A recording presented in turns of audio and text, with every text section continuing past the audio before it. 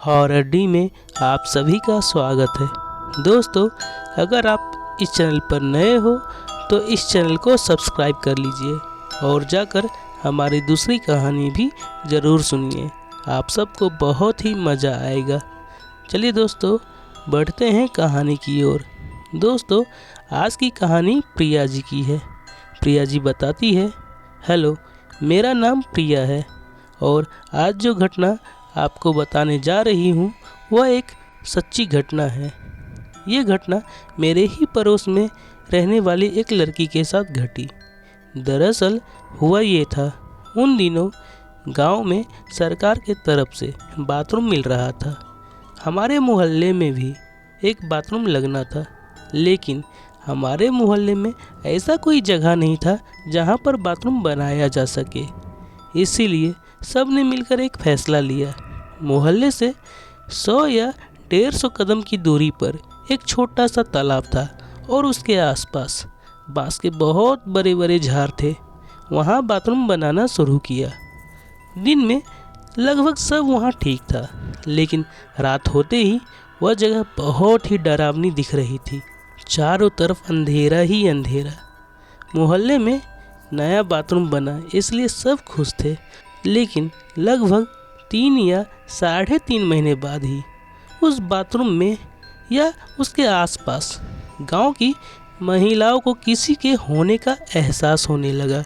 मैं उस बाथरूम को यूज़ करता था, लेकिन मुझे आज तक ऐसा कोई महसूस नहीं हुआ था। लेकिन मन में एक डर बैठ गया, क्योंकि हर रोज़ किसी न किसी के मुंह से कुछ सुनने को मिल ही जाता। किसी का कहना था बाथरूम के ऊपर कोई धम धम से कूदता है, तो कोई कहता बांस के झाड़ से कोई उसे नाम लेकर बुलाता है। एक शाम मैं और मेरी सहेली बाथरूम की तरफ गए। हमारे हाथ में एक टॉर्च था। दरअसल जाना उसको था, लेकिन उसे अकेले जाने में बहुत डर लग रहा था, इसलिए उसने मुझे साथ आने को कहा। वह बाथरूम के अंदर चली गई। मैं बाहर ही उसका इंतज़ार करने लगा। तकरीबन आधा घंटा मैं वहाँ पर खड़ा रहा। तभी पता नहीं अचानक से मेरे सामने कोई भागा। मैं बहुत ही घबरा गया। फिर मेरे पीछे से कोई दौड़ा। ऐसा लग रहा था कोई लुका छिपी खेल रहा हो। मैं बहुत ही डर गया।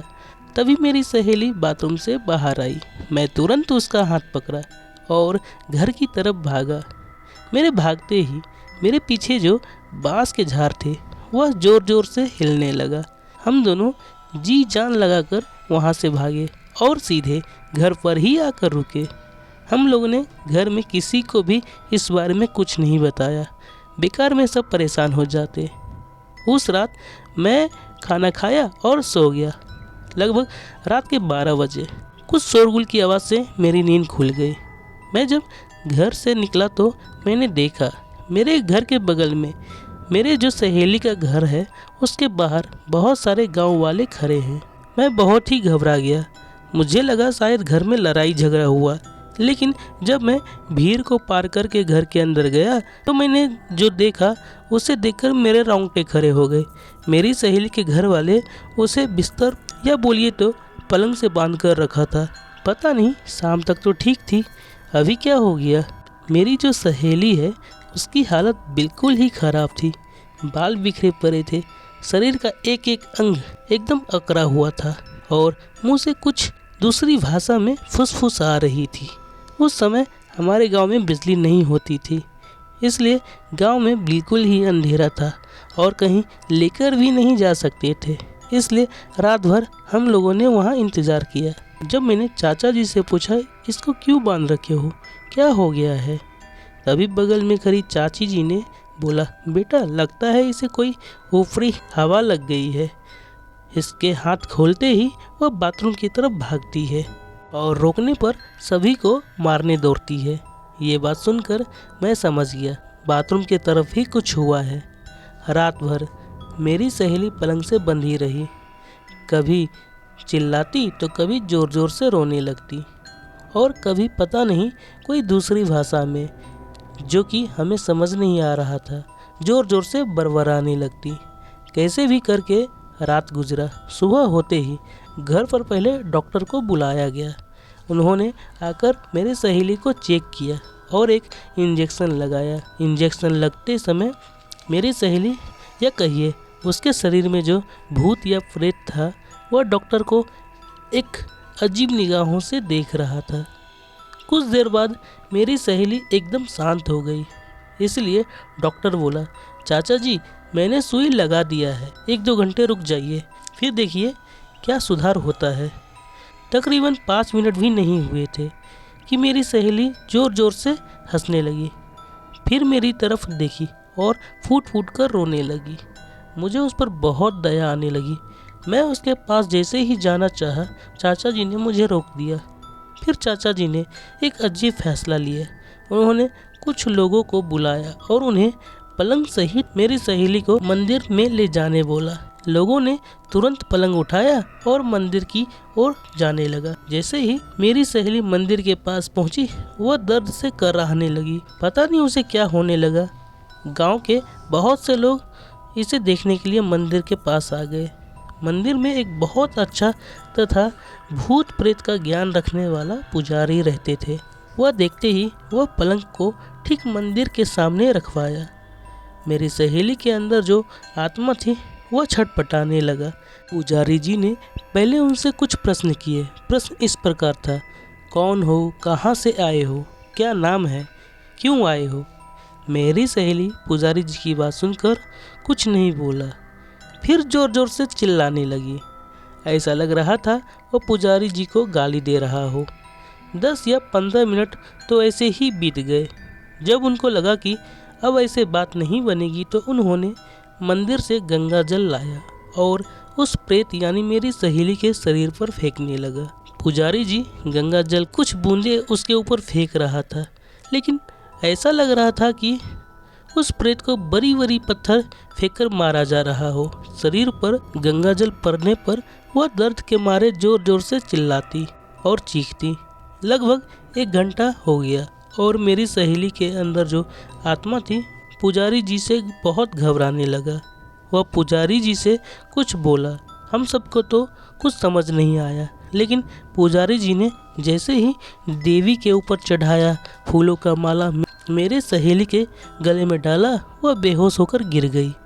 फिर पुजारी जी ने कहा, अब डरने की कोई बात नहीं, डॉक्टर को बुलाकर एक बार दिखा दो, सब ठीक हो जाएगा।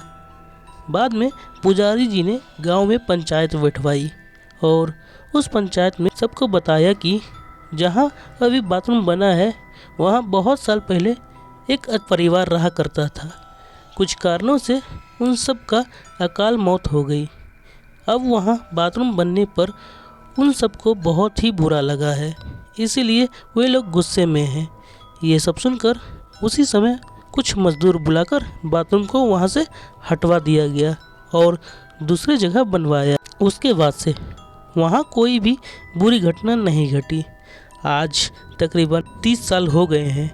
वहाँ पर अभी एक बच्चों का स्कूल है और सब अच्छा चल रहा है, कोई भी बुरा घटना नहीं घटा है। दोस्तों, ये थी आज की हमारी पहली कहानी। चलिए बढ़ते हैं हमारी दूसरी कहानी की ओर।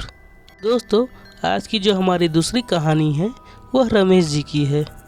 रमेश जी बताते हैं, मेरी दादी जी ने मेरी माँ को ये कहानी सुनाई और मेरी माँ ने मुझे यह सुनाया। दरअसल हुआ ये था, मेरी दादी के 2 लड़के थे, मेरे पापा और मेरे चाचा जी। उस समय उन दोनों की उम्र लगभग 8 और 9 साल थी। एक दिन दादी यानी मेरे पापा के माँ बाजार गई थी और मेरे जो चाचा जी थे वह घर के आंगन में खेल रहा था। वह काफ़ी देर से खेल रहा था, लेकिन अचानक वह ज़मीन पर गिर गया और बेहोश हो गया। मेरे पापा जी दौड़कर वहाँ पर आए। उन्होंने उसे उठाने की बहुत प्रयास किया, लेकिन उनसे उठा नहीं। उसी समय दादी भी बाजार से आ गई और चाचा जी की ऐसी हालत देख वह दौड़ कर आई और पापा से पूछी, क्या हुआ है इसे, या बेहोश कैसे हो गया। पापा रोते हुए बोले, मुझे नहीं पता यह कैसे ज़मीन पर गिर गया। दादी जी ने चाचा जी को उठाया और कमरे में बिस्तर पर लिटाकर तुरंत डॉक्टर को बुलाने चली गई। डॉक्टर साहब आए, चाचा जी को चेक किए। चेक करने के बाद उन्होंने मेरी दादी को बताया, घबराइए मत, इसे कुछ नहीं हुआ, शायद धूप में खेलने के कारण कमजोरी आ गई और चक्कर खाकर गिर गया। कुछ देर बाद होश आ जाएगा। और कुछ दवाइयाँ देकर डॉक्टर साहब चले गए। डॉक्टर साहब के जाने के 10 मिनट बाद ही चाचा जी को होश आ गया। होश आते ही वह कुछ बरबराने लगा और रूम के चारों तरफ घूर घूर कर देखने लगा। ऐसा लग रहा था वह रूम उसके लिए नया है। पता नहीं वह ऐसा क्यों देख रहा था। दादी जी ने जब उनसे पूछा, वह उन्हीं का मुंह देखने लगा। ऐसा लग रहा था दादी जी उसके लिए एकदम ही अनजान है। दादी जी ने फिर पूछा, क्या हुआ है तुम्हें? चाचा जी ने एकदम अजीब सा चेहरा बना लिया और अपने पेट पर हाथ फेरते हुए भूख लगने का इशारा किया। दादी जी तुरंत रसोई की ओर भागी, सब्जी रोटी लाई और मेरे चाचा जी को दिया। उस खाने को देख के पता नहीं उसे क्या हुआ, वह तुरंत एक बूढ़े आदमी की आवाज़ में बोला, आमी माछ भात खावो, आमा के माछ भात दाओ। दादी और मेरे पापा उनकी बात समझ नहीं पा रहे थे। दादी ने बोला, क्या हो गया तुम्हें? फिर दादी ने मेरे पापा को बोला, जाओ जल्दी से अपने पापा यानी मेरे दादाजी को बुला लाओ। दरअसल मेरी दादी जी समझ गई थी कि मेरे चाचा के ऊपर कोई ऊपरी साया है। इधर मेरे पापा मेरे दादी जी यानी अपने पापा को बुलाने चला गया। मेरे जो दादाजी थे वह गांव के एक बैठक में बैठे हुए थे। पापा वहां गए और दादाजी को सब बात बताई। पापा की बात सुनते ही दादाजी सब समझ गए। वे बोले, ठीक है, तुम घर पहुंचो और माँ को बोलना मैं ओझा जी को बुलाकर लाता हूँ।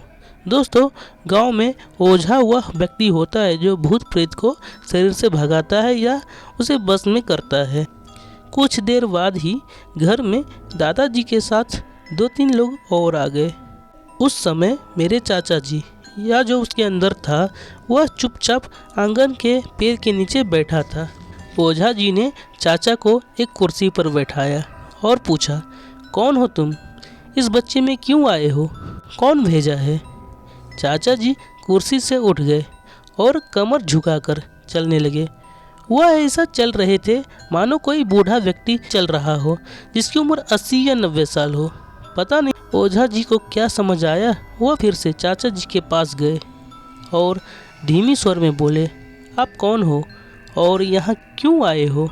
उस पर चाचा जी या वह प्रेत ने फिर वही बोला, आमा के माछ भात दा, आमी माछ भात खावो। मेरे दादाजी के साथ जो व्यक्ति आए थे उनमें से एक कोलकाता में काम करता था, इसीलिए वह तुरंत उस बात को समझ गया और ओझा जी को चाचा जी क्या कह रहे हैं समझाया।